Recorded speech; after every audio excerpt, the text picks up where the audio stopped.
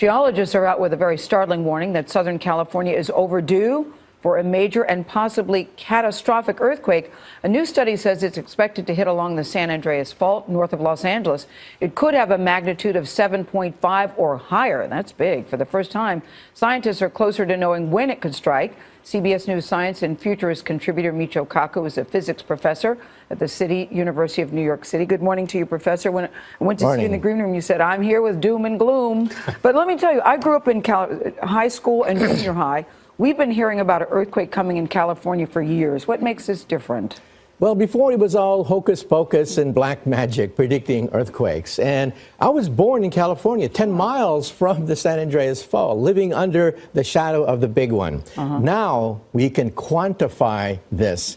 And we now know that the San Andreas Fault is locked, loaded, and ready to rumble. We now realize that the people of Los Angeles are living on borrowed time. We now know that by digging into the soil, we can go down 1,200 years into the past, looking at soil laid down hundreds of years ago, and we find 10 major earthquakes in the last 1,000 years. The difference in time is roughly 100 years on average. The last big one was 160 years ago. So according to one calculation, we're 60 years overdue for another big one. You're talking about the great 1857 quake, right? That's right. It was a huge 7.9 earthquake that was so big it actually liquefied the soil north of Los Angeles, like halfway between Bakersfield and L.A. And the tremors in that quake, by some reports, it lasted up to 3 minutes. Is that right? Yeah, so we're not talking about just a few seconds, like maybe in a Northridge type earthquake. We're talking about an earthquake that lasts for minutes. And also the U.S. Geologic Survey did an estimate of property damage. What could happen if the 1857 earthquake happens today? The numbers are frightening. $200 billion in property damage. That's billion with a B. 50,000 people injured. 5 major skyscrapers toppled because of a gigantic earthquake, a 7.8 in this study. Well, you're not sweetness and light this morning with the information you're giving, but it is important. So if we live in if people who live in that area, what would you recommend them to do other than freak out? First of all, don't panic, because the next big earthquake could happen decades from now. That's counterintuitive, Professor. We don't know precisely when. Seismology is not a predictive science. However, don't panic. Schools. I think schools should have a special session to teach their kids what to do, where to go, how to communicate in the process of an earthquake. Families should meet with everyone in the family. Do you have batteries, first aid kits, water, food? Who do you contact with? Do you have like a radio, a transistor radio? Little things like this. They should have that. They should have that. Right now. Right now. And then longer term, building codes have to be accentuated, I think. And also power lines have to be reinforced and redundancies so we have power and buildings don't collapse unnecessarily. You're saying we may have decades, though. I mean, the energy's been building up, but it could be, I mean, we could be another 10, 20, 30 years. It could be tomorrow. It could be decades from now. We just know that the San Andreas Fault has been moving at about an inch a year. So it's like winding up a clock. It gets tighter and tighter. An inch a year is the rate at which it's been tightening. Wow. Therefore, it's a law of physics. All that tension has got to go someplace. And so it's not a question of if, it's a question of when. Well, Michio Kaku, always great to have your expertise this morning, however scary. Sometimes it's asteroids and meteors. Today it's earthquakes. Thank you. Cape, Cheshire. Filmed on June the 29th, 2008. While innocently filming a plane, an unknown disc-shaped craft appears in the skies above the town Elworth.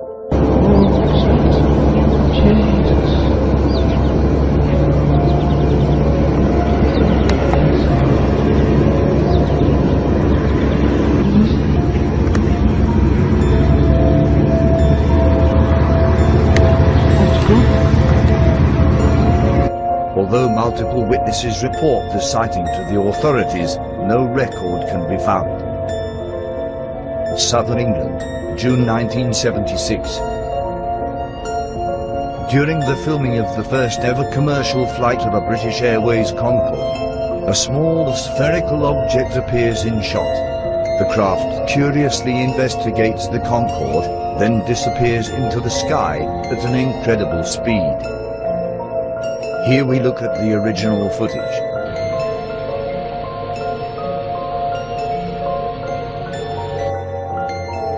The Kodak company analyzed the footage, claiming the anomaly was due to a flare of the camera. Yet, no video analysis or evidence to disprove this footage has ever been disclosed to the public. Birmingham, April the 10th, 2010. An unidentified object is seen and captured on film by a passing motorist. Shortly after, what looked to be military-owned jets arrive in the scene.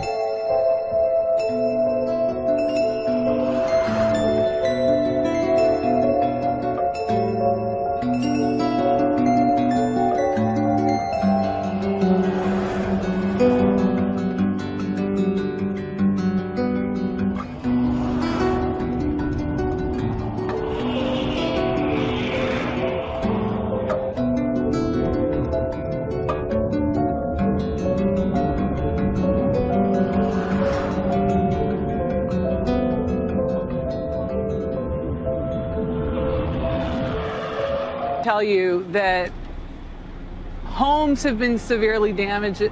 There are situations here that families are coming back to absolutely nothing. You have downed trees, as you can see before me. You have power lines that are down. You have whole power poles that have been taken, literally ripped out of the ground and are leaning over. It's awful to witness, especially awful when you see the looks and the horror on the faces of the individuals who live inside these homes, and they have nothing left. We met one family who came back. Everything inside their house was destroyed, and the only thing remaining was their pit bull dog. And they were happy that he was alive and well. They came back to assure that. Right next door to them was their landlord, and in fact, the daughter of the landlord, we're told, rode out the night here, and she fortunately was okay. But as you well know, at least one person in this nearby town of Ottawa was killed when a falling tree branch fell on top of him. Not here, but you can look at the size of the trunks of the trees here that have been broken off, and you can see where that would be quite possible, or someone could be killed by a falling tree branch. Over here, this is the Pinkleton glass factory. In fact, that factory, the fire chief tells me, is where the name of this town comes from. It was once called the National Plate Glass Factory. It employs about 250 people or so. At one time, it employed thousands of people. And to give you a context of just how bad the damage is here, the fire chief told me there is no way they're getting back into this building. You can look at the roof and the siding completely blown off of the frame of this building. And so that is a major cleanup as well. And I have to tell you, the other thing about this is just how many people this one tornado affected.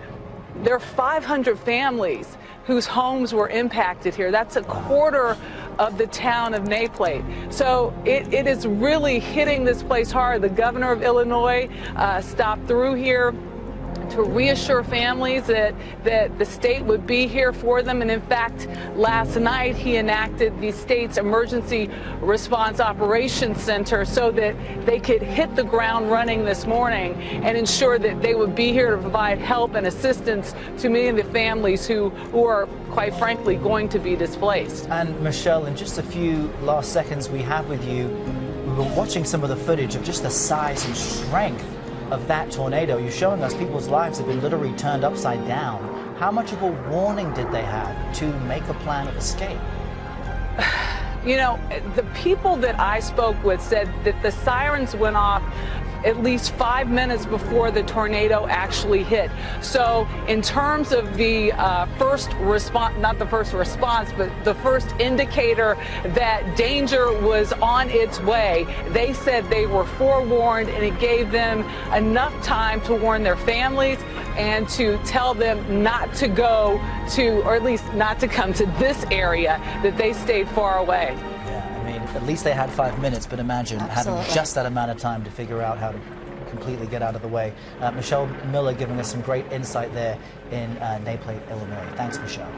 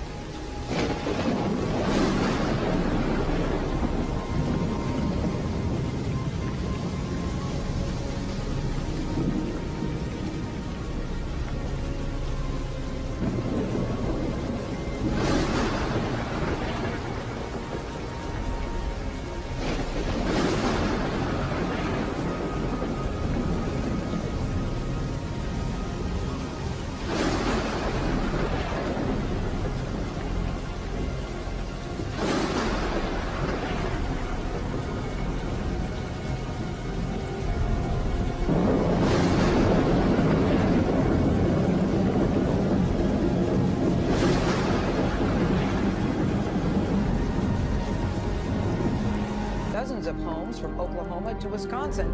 At least 24 people were killed, and at least 2 people were killed, and dozens more were hurt. The massive system stretches across more than 1,000 miles. So far, 26 tornadoes have been reported across 5 different states. David Begno's in Chautauqua, Wisconsin. That's one of the hardest hit communities. David, good morning. Gail, good morning. It is still raining as we get our first real look this morning at the damage, which spans nearly 50 miles. 50 miles here in Wisconsin. At this property, it's as if somebody took a knife and sliced off the treetops. Bulldozed what was on this slab. But I want you to look at the back part of the property. That house back there, it's as if it was untouched except for a few shingles on the roof that were merely displaced, as what's believed to have been a tornado hopscotched through here. 10 minutes down the road, as the crow flies, there is a mobile home park that was hit, and the damage is severe. Video captured from above this trailer park in Wisconsin shows the power of what is believed to be a tornado. We pulled walls off of people and then carried them, put them on stretchers, leg injuries, arm injuries. It's nothing I've ever seen in my 20-plus year career in law enforcement. Down power lines, trees cut off at their trunks, and a massive field of debris has littered the neighborhood many call home. One person has died at this trailer park. These are people we work with, we go to school with, and they're our friends and our neighbors. All of my neighbors are okay. In Elk City, Oklahoma, a tornado tore through this subdivision. At least 100 structures were damaged and more than 50 destroyed. Elk City Mayor Bill Helton. The devastation was, it's hard to explain. It looked like some of the humps just exploded. Of course, some of them looked like they'd been, blown apart by high winds. The winds tossed buses and trucks in this lot like matchbox cars. And reports of people trapped in their homes kept rescue crews working overnight. A 53-year-old man was killed after his car was thrown several hundred feet, pinning him between his vehicle and his home. Our affiliate in Oklahoma City says that man was in his house, called 911, said, "I'm going to my shelter," and never made it off his property. Nor today, if you live in the upper Midwest, you are under a severe weather threat. The deadly tornado that ripped through Oklahoma on Friday was the widest one ever recorded in the U.S. It was more than 2.5 miles across. Winds hit 295 miles an hour. The National Weather Service says it was an EF5. That is the strongest category. It killed 19 people. And to give you some perspective, if that tornado had hit the southern tip of Manhattan, it would have covered the entire length of the island.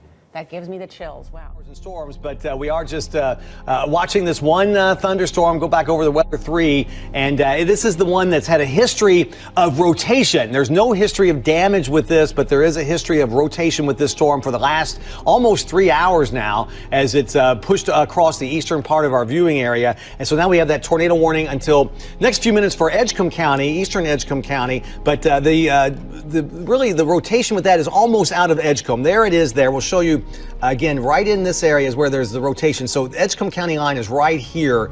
It's moving out of Edgecombe, and it's going to straddle the Halifax County line. That's why that warning was issued, and for eastern sections of Halifax County until 8:15, because it's got a long distance to go there if it can hold together. There's a good chance, there's at least some chance that its warning will be canceled early if the rotation does diminish, but it's still there, and that means that there's the potential for a tornado on the ground. I haven't gotten any reports of that, but folks in mainly now eastern Halifax County in our viewing area, you need to take cover. That Palmyra community there, east of Scotland Neck. Again, pretty rural area, but folks, if you're along this area around Highway 903, Hobgood Road, Winslow Road, those areas of eastern Halifax County, get into a safe spot right away. There may be a tornado not that many miles away from you, pressing to the northeast at about 30 miles per hour. There's some heavy rain with that, and a lot of cloud-to-ground lightning as it moves eastward. And even if there isn't a tornado, it easily could be a damaging wind gust to 60 miles per hour or so.